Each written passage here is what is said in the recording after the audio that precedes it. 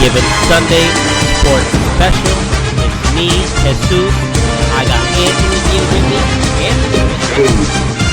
Another day in the valley, sir. Let's talk about these deals. Oh man, yep. This is Any Given Sunday Sports Special, trade special show. We're gonna talk about trades. We usually do this. It's usually Steve and I, but let's face it, Steve these days is a really busy man. So I didn't want to bother him. I got my main man Anthony here. We're gonna talk about winners and losers. Anthony, let's start off with the first deal that went off. This actually went off the day before the trade deadline. Jonathan Stewart was traded for Tyler Eifert. Actually, you were involved, you and Dom. Let's hear it. What were your thoughts on that? I was trying to make a few different moves. It was really important that even though my team is strong, to try to strengthen it in certain areas.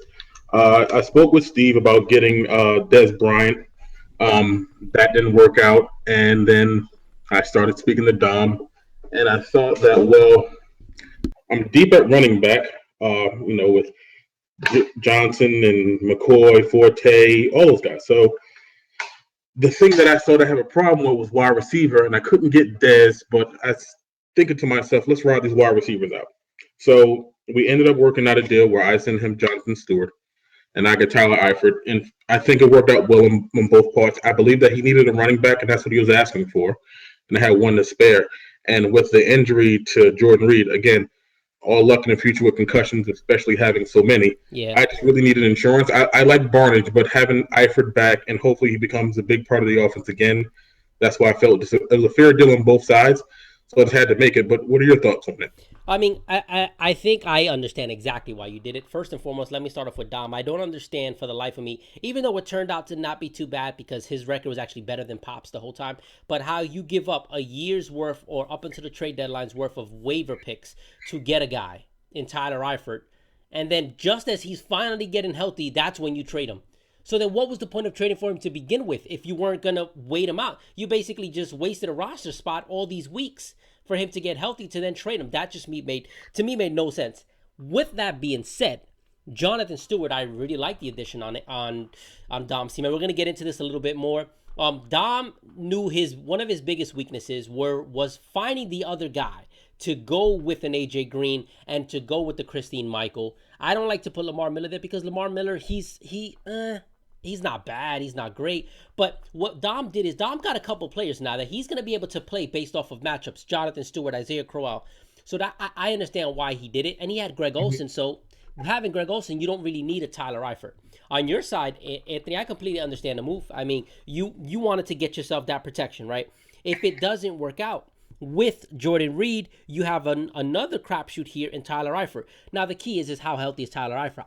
Eifert, let's not forget, since he's come out of college, the guy's dealt with ankle issues. So it's not anything new. So it's still a risk on your part, but I kind of like the risk because if you hit it, you're going to hit a home run on that. Tyler Eifert, let's not forget, was an absolute stud last year. So you won't skip a beat if he does bounce back. Oh, not at all. What you're hoping now is that they say this week he's going to increase the snap count. I'm not going to start him this week. I was thinking about it, but I want to make sure he looks healthy. He's back in game form, then try to plug him in there. Yep. Like again, you have a guy. Well, on my team right now, you had 3 of the top 10 tight ends from last year. And right now, Barnes is somewhere in the top 10. Jordan Reed's in the top 3. And Eifert is basically just, you don't know anything yet because he hasn't performed the way you're expecting to perform. Now, if he comes back the way that I'm expecting him to, then it's a win for me. But again, he needed that depth in the backfield. I mean, you can lean on Lamar Miller, but I watched the game last week, and he was out for a few series because of a shoulder injury. Yep. Now, I understand he was doing a lot of great things in Miami, but the trouble that it comes down to is that even in Miami, they didn't give him 250 to 300 carries a year. Well, because of injury, and they kind of ran their backfield. Now he's the workhorse for them, and now he's kind of breaking down a bit. So it's good just to have a guy like Stewart, especially with the running attack that Carolina has, that'll really be helping out in his favor. That's true. All right, let's get to the next one. This one then went down at actually 8:49, 11 minutes prior to the deadline. Doug Martin, Lewis trades to Pops in return for Frank Gore. What are your thoughts on this one? Look, I already feel it. and Pops he gets rid of a guy that could have helped him, and gets back a guy who may not, and that's like you're trading like a really reliable car for like a really fast one with really bad transmission issues. Like really bad. Because what you worry about with Martin is that it's always, and that's been his thing. He'll have a great year, down year, great year, down year. Now last year was his great year, and And he got paid. right, and it's not necessarily that it's a down year, but not he's hurt again. And even with my team, like I'm worried about McCoy with a hamstring. Martin's been out longer, and then he recently had a setback. So in this trade, I have to give advantage to our new Doug Martin owner. And here's why. I know it sounds weird, but here's why. What? Here's why. Here's why. I think that if he gets healthy later in the season, and I looked at Tampa Bay's schedule, they have a lot of good running matchups. It can really pay off. It can really pay off. Frank Gore is consistent, and you're going to get, your 7 to 10 points from every week. The reason you go for a guy like Doug Martin is because you want to hit a home run. It's not because, I think he's going to be my star, he's going to be my guy, he's going to be the winner, because it doesn't really matter because he still has, most importantly, Le'Veon Bell, which, he has him, so that matters more than anything else. And having Frank Gore really does help his team. So how much is he actually going to start Frank when he has Le'Veon? That's the thing. For Pops, with him having Martin, he's absolutely going to plug him in because I know he has Elliott and he has Gurley, but Gurley hasn't had a great year, and the matchups get a little bit tougher for him.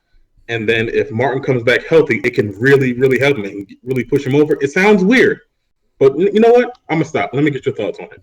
Okay. It doesn't sound weird. It's crazy.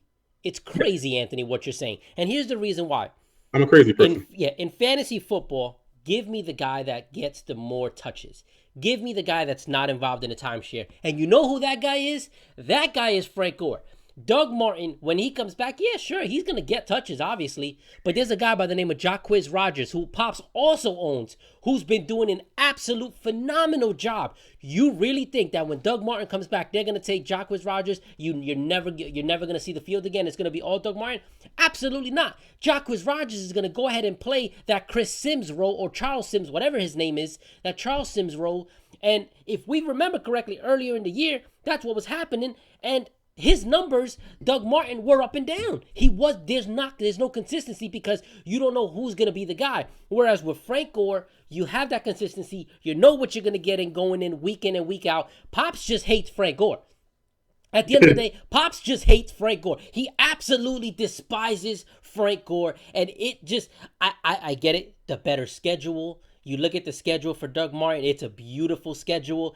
But the problem is you just traded a back that's not involved in a timeshare for a back who's going to be involved in a timeshare. That to me is asinine. That to me makes it's so foolish. It's so horrible of a trade. I will not agree with it. I know exactly why Pops did it. I will explain it just for those that don't know. Pops is the type of coach that he loves to have the starting running back and the backup to his starter in every single league. That's how he's always been. If you look at Zeke, he has Zeke's backup. He has the same thing here with this. He would even love to get Jamal Charles to have Spencer Ware's backup, but he's not able to. He wasn't able to get Frank Gore, so he went and he did this move, which was a horrible move for him and a great move for Lewis. An absolute great move for him because Doug Martin, even when he comes back, is not going to get all the touches on that team. It's Jacquizz Rodgers has earned a role on that team. He's absolutely earned a role. My only problem with what Pops did, more than anything else, is that he got a running back, but it was the one place he didn't need help at. Like he has a ton of them. With Elliott, Ware, Rodgers, Ingram, Gurley. Oh yeah, yep, absolutely. He didn't fill the hole that he needed. Right. There's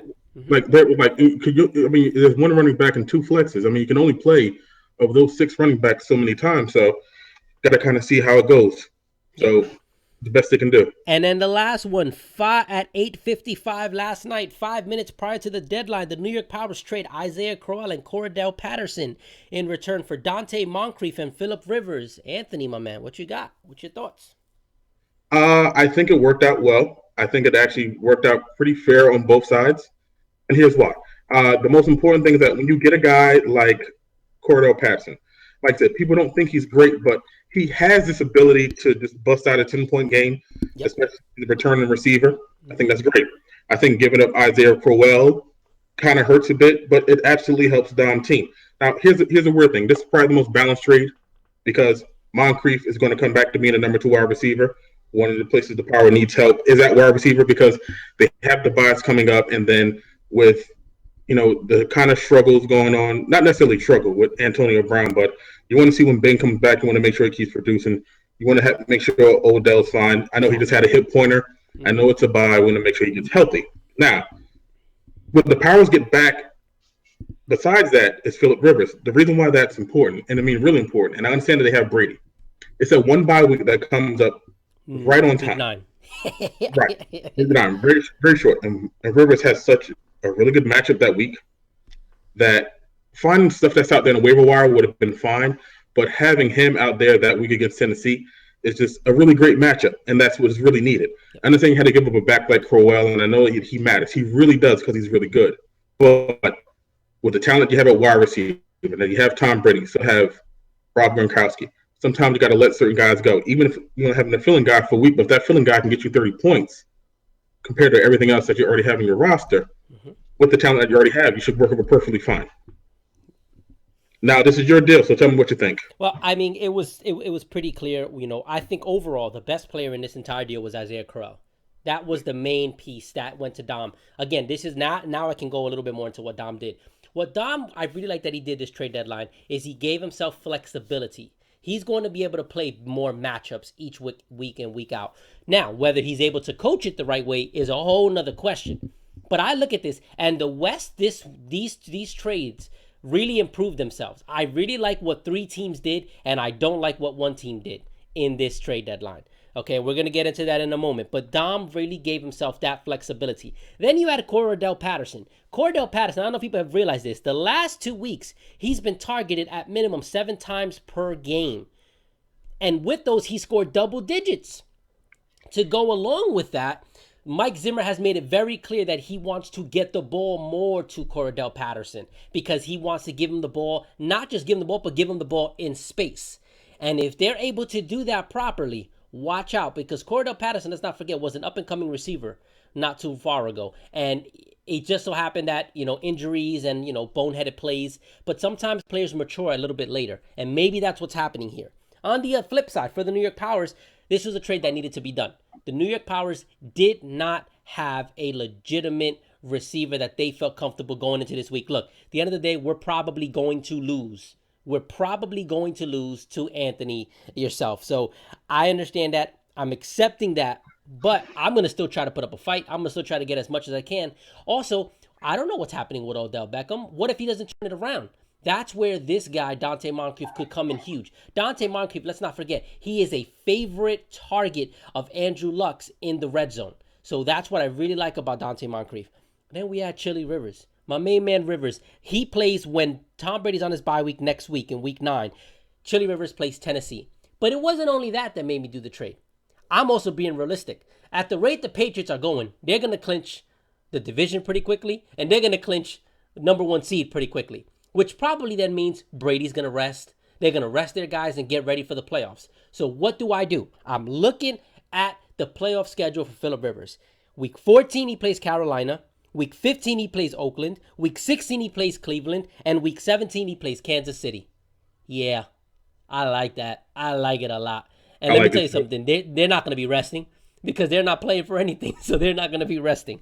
Exactly. That was the thought process. Now, just real quick, Anthony, let's start off with the winners. Give me 2 winners in this, or 3 winners that you have in this trade deadline.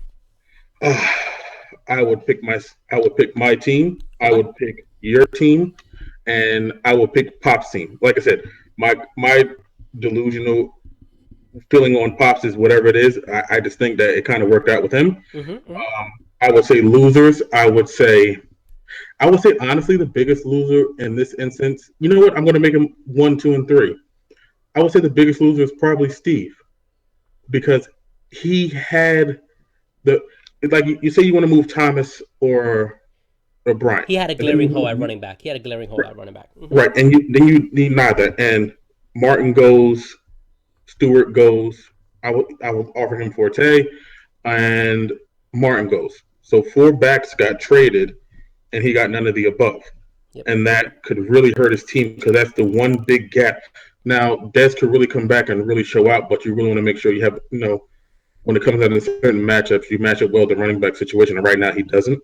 And Yep. having that big gaping hole can be a problem, and it might really hurt them in the end. So I'll say the loser is in this instance just basically pulling up all three spots. The guy who really needed to make a trade but didn't make a trade.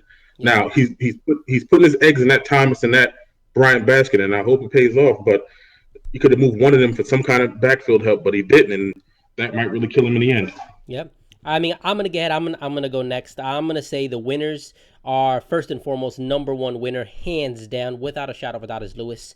Getting Frank Gore to pair him up with a Le'Veon Bell. Brandon Marshall's getting his favorite quarterback, Fitzpatrick, back, so that's only gonna help. I really like what Lewis did. Lewis now all of a sudden he may be able to go on a little bit of a streak here. Let's see what happens. He may be able to get hot.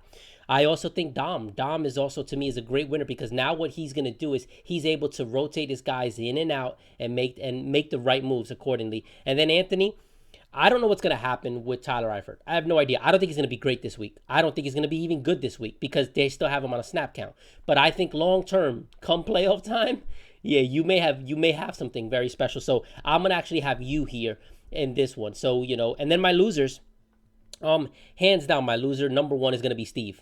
Steve, you had so many talented players. You just needed to move one of them to fill that hole at running back, and you decided not to do that. Instead, you decided to go to the free agency pool and pick up a Thompson from Washington, who, by the way, is the receiving running back there. He's not the three down back.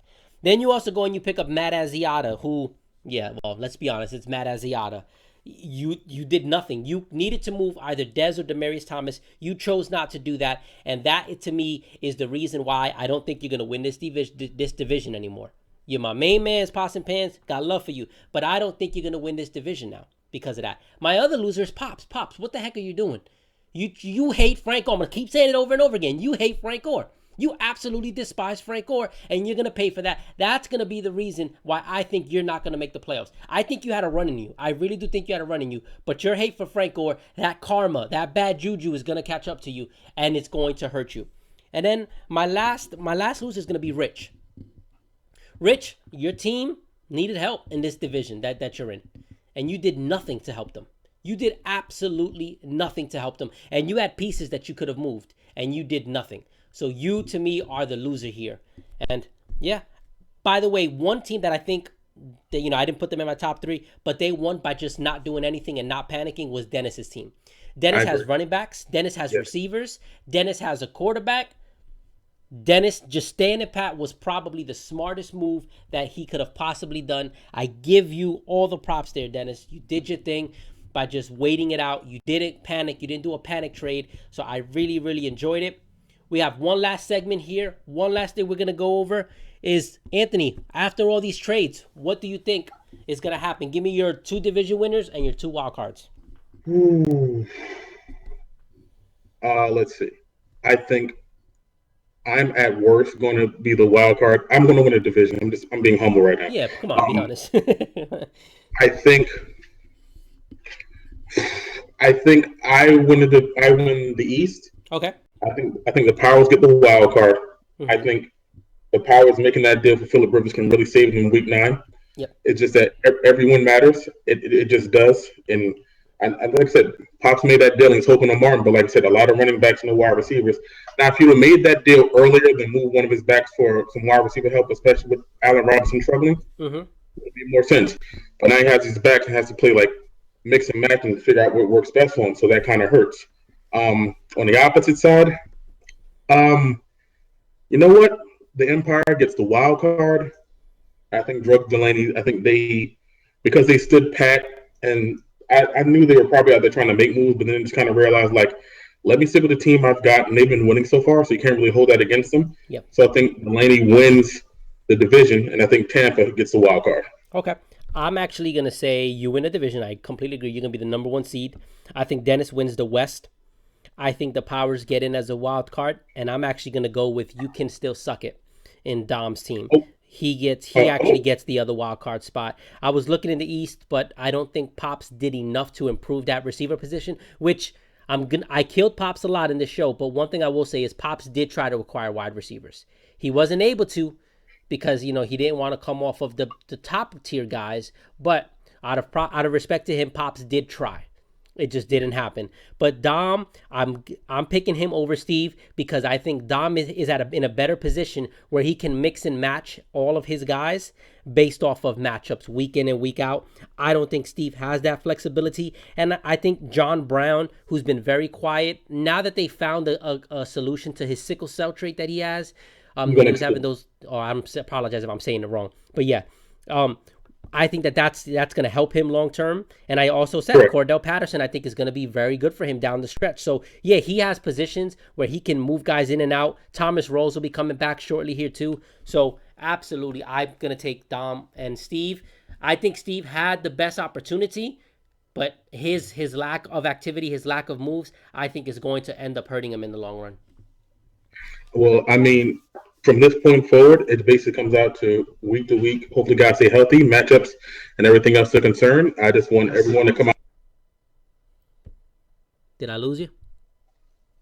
No. I'd had to collect my thoughts. Just want to make sure I say this properly. I think that when we go to it week to week, and that's all that really matters.